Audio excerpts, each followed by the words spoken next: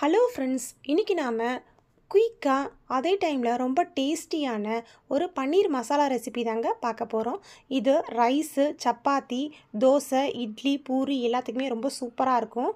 பன்னீரை ஒரு 10 நிமிஷம் வார்ம் வாட்டரில் சோக் பண்ணி எடுத்துகிட்டு பீசஸ் போட்டு எடுத்து வச்சிடலாங்க. அடுத்து மிக்ஸி ஜாரில் 3 பெரிய வெங்காயம், 3 பெரிய தக்காளி எடுத்துக்கலாங்க. இதை நான் 2ஆக ஸ்ப்ளிட் பண்ணி அடிச்சுக்கிறேன்.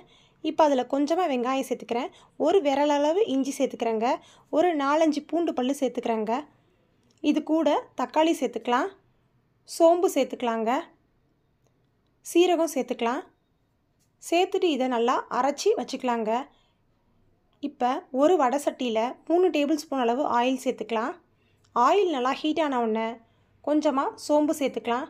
சோம்பு பொரிஞ்ச உடனே சீரகம் சேர்த்துக்கலாம், பிரியாணி இலை சேர்த்துக்கலாம், பட்டை சேர்த்துக்கலாங்க, ஏலக்காய் 1 சேர்த்துக்கலாம், நட்சத்திர சோம்பு சேர்த்துக்கலாம், கிராம்பு, கல்பாசு சேர்த்துக்கலாங்க.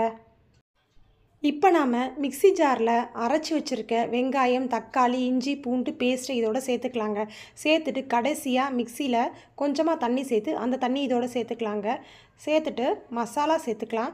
2 டேபிள் ஸ்பூன் அளவு குழம்பு மிளகாய்த்தூள், 1/2 டேபிள் ஸ்பூன் மஞ்சள் தூள், 1/2 டேபிள் ஸ்பூன் தனி மிளகாய்த்தூள், 1 டேபிள் ஸ்பூன் அளவு கரம் மசாலா சேர்த்துக்கலாங்க. தேவையான அளவு தண்ணி சேர்த்து நல்லா கலந்து விட்டுக்கலாம். இப்போ நல்லா கலந்து விட்டாச்சு. இப்போ தேவையான அளவு கல்லுப்பு சேர்த்துடலாம். சேர்த்துட்டு நல்லா ஒரு 10 நிமிஷம் கொதிக்க விடலாங்க. எண்ணெய் இப்படி நல்லா மேலே பிரிஞ்சு வரும்.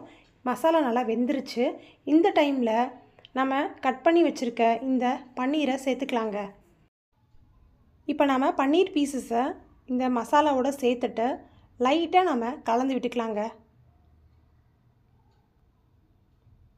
நம்ம மீடியம் ஃப்ளேமில் வச்சே குக் பண்ணால் போதும். இப்போ நல்லா கலந்து விட்டாச்சு. இது ஒரு மூடி போட்டு 10 நிமிஷம் குக் பண்ணால் போதும். இப்போ 10 நிமிஷம் ஆயிடுச்சு. பன்னீர் நமக்கு நல்லா சூப்பராக குக் ஆகிடுச்சு.